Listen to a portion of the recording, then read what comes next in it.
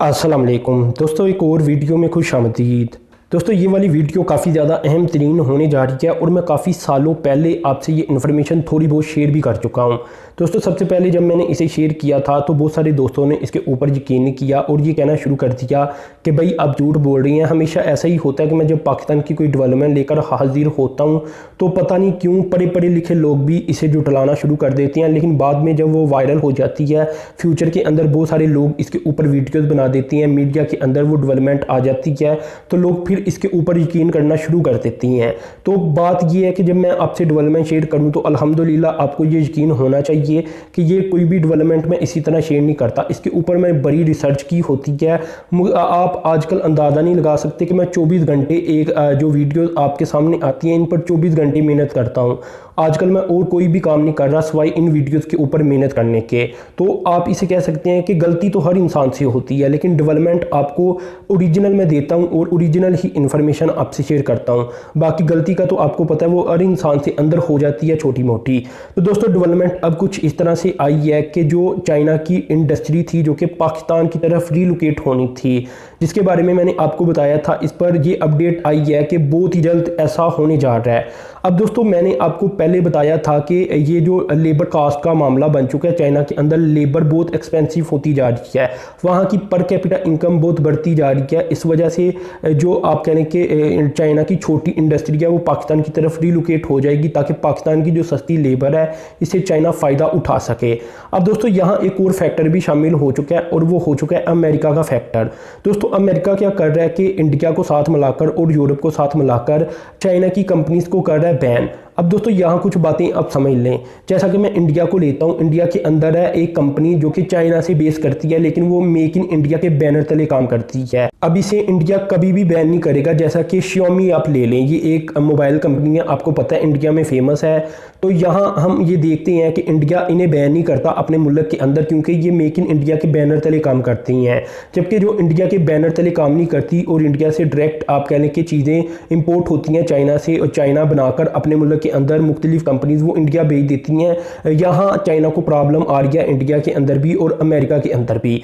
अब दोस्तों, जो कंपनीज इन बैनर तले काम कर रही है अमेरिका के अंदर और इसी तरह इंडिया के अंदर, यूरोप के अंदर, इन्हें तो कोई प्रॉब्लम सामने नहीं आ रही, लेकिन जो चीज़ें चाइना से डायरेक्टली एक्सपोर्ट हो रही हैं उन्हें बहुत प्रॉब्लम आ रही है और वही इंडस्ट्री अब पाकिस्तान की तरफ शिफ्ट होने जा रही है। अब दोस्तों, ये छोटी मोटी इंडस्ट्री आप इसे अभी कह सकती हैं, जैसा कि मैं एक आपके सामने रखूँ, एक इंडस्ट्री है जिसमें जहाज़ बनाए जाते हैं और एक इंडस्ट्री है जिसमें सुई वगैरह बनाई जाती है और इस तरह की छोटी मोटी सारी आइटम बनाई जाती हैं। तो दोनों का कंपैरिजन किया जाए तो दोनों इंडस्ट्री के अंदर बहुत फ़र्क नज़र आएगा। एक बहुत बड़ी इंडस्ट्री होती है, दूसरी बहुत छोटी इंडस्ट्री बन जाती है। तो ये छोटी वाली इंडस्ट्री बड़ी तादाद के अंदर पाकिस्तान शिफ्ट होगी क्योंकि इनकी जो लेबर कास्ट है वो चाइना के अंदर बढ़ती जा रही है। दूसरा मसला अब ये आ रहा है कि इनकी एक्सपोर्ट को लेकर बड़ी पाबंदियाँ आयद कर रहा है अमेरिका भी और इसी तरह इंडिया भी और यूरोप भी। अगर ये चाइना के अंदर रहकर ही काम करती हैं और वहाँ से चीज़ों को एक्सपोर्ट करने की कोशिश करती हैं तो फिर इन्हें बड़ी प्रॉब्लम पेश आ सकती है। इसलिए ये पाकिस्तान की तरफ शिफ्ट होंगे और ये मेक इन पाकिस्तान के बैनर तले वही आप कहने की चाइनीज़ कंपनीज होंगी, चीज़ें बनाएंगी पाकिस्तान के अंदर और इन्हीं ममालिक की तरफ एक्सपोर्ट करना शुरू कर देंगे। अब दोस्तों, इधर मैं आपको बता दूं कि यहाँ बहुत सारे टेक्निकल मसाइल भी आ जाते हैं। आपने अगर वीडियो अभी छोड़ दी तो फिर मैं इसकी गारंटी नहीं दे सकता कि कल को आप गलत फहमी का शिकार हो जाएं। देखें, यहाँ ईजी ऑफ डूइंग बिजनेस को भी देखा जाएगा क्योंकि जो चाइनीज़ कंपनीज के ओनर्स हैं उन्होंने सिर्फ पाकिस्तान को नज़र में नहीं रखा, इन्होंने BRI के मुख्तलिफ ममालिक को अपनी नज़र में रखा है। लेकिन पाकिस्तान को चाइना की गवर्नमेंट ज़रा प्रेफर करती है। चाइना की गवर्नमेंट चाहती है कि ज़्यादातर इंडस्ट्री अगर जाए भी, रिलोकेट होए भी, तो पाकिस्तान की तरफ हो, ताकि एक तो ग्वादर का रास्ता बहुत शार्ट पड़ता है, इस तरह का एक फ़ायदा इन इंडस्ट्रीज़ को होगा। दूसरा, आप कहने के ओवरऑल ही चाइना का पाकिस्तान के साथ अटैचमेंट बहुत ज़्यादा है।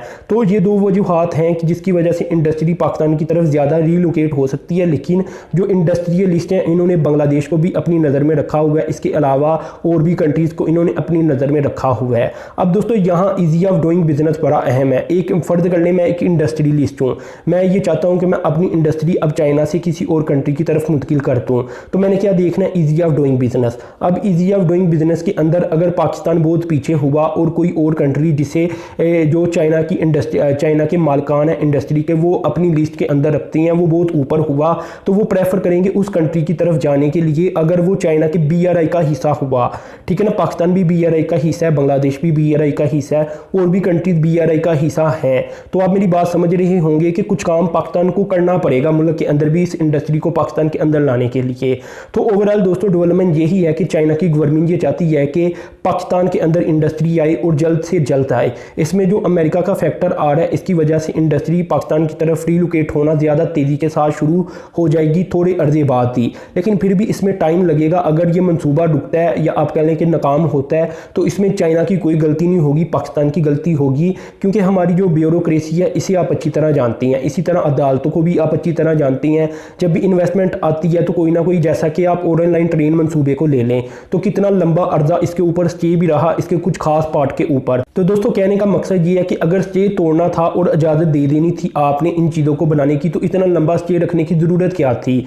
मतलब ये हुआ कि चाइना के अब इंडस्ट्रियलिस्ट अपना इतना नुकसान तो नहीं करेंगे, तो पाकिस्तान को अंदर भी काम करने की ज़रूरत होगी ताकि फिर इंडस्ट्री ज़्यादातर पाकिस्तान की तरफ आए। तो ये बताने का मकसद ओवरऑल ये है कि तरक्की के दरवाजे पाकिस्तान के अंदर खुलने जा रही हैं और इसमें पाकिस्तान का किरदार बड़ा अहम होगा, ब्यूरोक्रेसी का और अदालतों का और इसी तरह सियासतदानों का। अगर ये आपस में लड़ते रहे तो फिर आप कह लें कि ये मंसूबे कामयाब नहीं हो सकेंगे। ये मैं आपको रियलिटी बता रहा हूँ, डेवलपमेंट तो मैं साथ आपसे शेयर कर रहा हूँ, लेकिन रियलिटी भी आपको पता होनी चाहिए, क्योंकि कल को आप ये ना कहें कि भाई आपने ये कहा था अब ये नहीं हुआ, तो इसमें मेरा तो कोई कसूर नहीं होगा। अब चाइना तो ये कहता है, चाइना ने 2019 के अंदर भी ये कहा था कि हम ये चाहते हैं कि अपनी इंडस्ट्री को, जो छोटे लेवल की इंडस्ट्री है, पाकिस्तान की तरफ शिफ्ट कर दिया जाए। अब दोस्तों चाइना की ये छोटे लेवल की इंडस्ट्री भी सैकड़ों अरब डॉलर की इंडस्ट्री बनती है, आप ये बात याद रखें। तो खैर दोस्तों, आपने चैनल को सब्सक्राइब कर देना और साथ में जो बेल के आइकन पर क्लिक कर देना। अब तक के लिए इतनी था।